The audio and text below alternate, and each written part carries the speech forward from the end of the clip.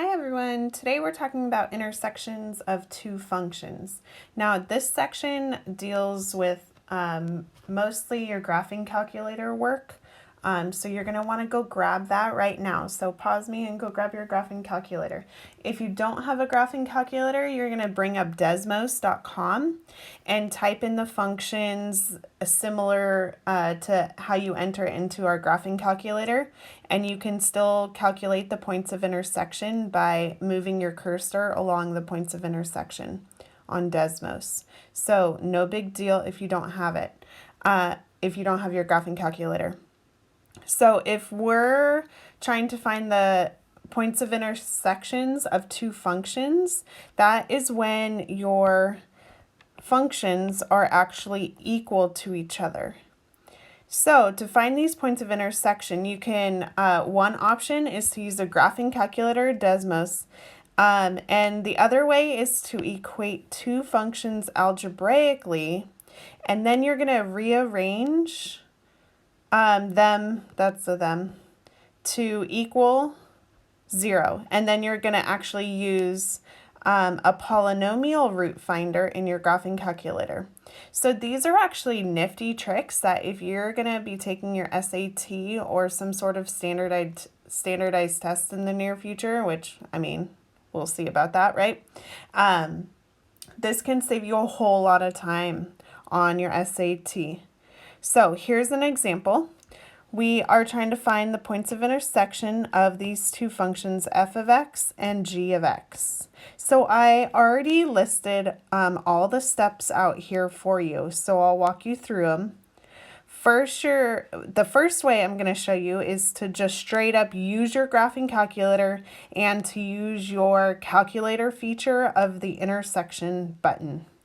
So why don't you go and hit the y equals, and then you're going to drop in the two equations in for y1 and y2. After you do that, you're going to hit the graph button and it'll graph it for you. Now, if you don't get a nice two sets of parabolas like I did, you might have to fix your window. Now, your window is your viewing window. That's in step 3 if you have to adjust that. You need to adjust your x-min, x-max first. So your x-min is like from -10 on the left side of your y-axis all the way over to 10. That's a nice viewing window for this set of functions. And then adjust your y-min and y-max. So y-min would be a lower boundary of -10 all the way up until a 10 on your y-axis. So you can adjust those to whatever you need for whichever functions you have. All right, so once you see your functions, you're going to use the calculator feature and calculate the point of intersection. Now you have to do this twice, so you're going to go 2 rounds on these steps. In order to find the point of intersection, you have to hit second trace to get to the calculator, and then you're going to scroll down until you see the number 5, which is intersect, and then hit enter. So after you hit enter, it's going to ask you 3 questions. Okay, you actually have to show the calculator which point of intersection you actually want it to calculate. Okay, so for the first one, we're going to calculate the right intersection over here.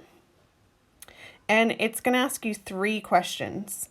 It's going to put a cursor on the graph for your first curve. So it's asking you this little point right here. It could also be somewhere else on your graph. It just kind of depends on your graphing calculator. It says pretty much to you, show me your first curve. Put the cursor on one of the 2 curves and hit enter. And then the second question is, show me your second curve, which is the second little cursor on the red curve, at least in my picture. And so you actually have to show which functions you want to calculate the point of intersection for, and then hit enter. And then it's going to ask you to guess. where that point of intersection is. So you're going to hit the arrow buttons, the up, the down, the right, the left. In my calculator, they're white. And bump down until you get kind of close to that point of intersection. So it's like, hey, this is my best guess of where this actual intersection is, and then hit enter. So after you hit enter, it's gonna pop up as, okay, now it's the intersection. It gives you the x-axis of 0.7, I'll round it to 4, and your y value of negative 0.5. Okay, so that's the actual coordinate of that point of intersection. To get the other point of intersection, you just do the same steps. Go back to your second calculate and answer the 3 questions, and you'll be able to get the other point of intersection over on the left side of negative 4.74, comma, negative 0.5. So make sure you practice that. Make sure you're getting the same coordinates that I do. And that's one way to solve this problem. I actually kind of like this way, which not a lot of people get shown in high school. It's actually using the polynomial root finder in your graphing calculator. So you're going to first set your 2 functions equal to each other. Set f of x equal to g of x. All right, and then you're going to rearrange that equation and solve it for 0. So you're going to take this function now and use your graphing calculator, and you're going to actually look for the polynomial roots, which are also, they have another name of x-intercepts. So you're actually looking for the x-intercepts of 2x squared plus 5x minus 7 is equal to 0. All right, and we're going to use the Polynomial Root Solver app. I uploaded another video for you guys that shows you a little bit cleaner how to use the Polynomial Root Finder, so make sure you check that out. But I gave you the breakdown for the most part. You're going to first go, your first step is go to your apps button, so APPS, and you're going to scroll down until 8, Polynomial SMLT2. And you're actually going to go to number 1, which is Polynomial Root Finder, and hit enter. Now it's going to ask you a few questions. You can change the order. If your polynomial was something other than a quadratic, you could, maybe it was a cubic function, you could change the order, which is the degree of the polynomial. So for a cubic function, you would bump it over to 3. Or if you just had a linear function, you could set it equal to 1. Or anything bigger than that, you can adjust it. And for the most part, you probably want it on a plus bi, even though in this picture I didn't bump over because my solutions were all real. But you could have solutions that are imaginary also. So you might just want to bump over to a plus bi. Now it's kind of funky because you need to hit this number or this button next. And in order to do that, you're going to use the keys down below and hit graph. So anything that you see here, you're going to hit that button, and this button, okay, despite the words on the buttons. And that will bring you to this picture right here.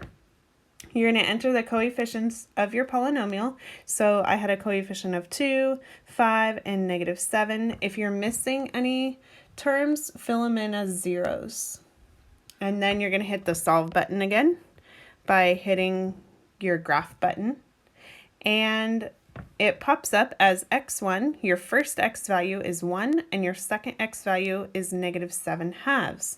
Now you have to understand what these are. These are actually x-intercepts of that function, not the points of intersection. All right, so they're actually the x values of your coordinates. So in order to get the corresponding y values of your coordinates, you're going to take your x value and plug it into one of the 2 very beginning equations. I took the first equation of f of x and plugged each one in, and I got the actual full points of intersection here. So 1, negative 2, and -7/2, comma 19/4. All right. If you have any questions, please let me know, and I hope you have a nice weekend.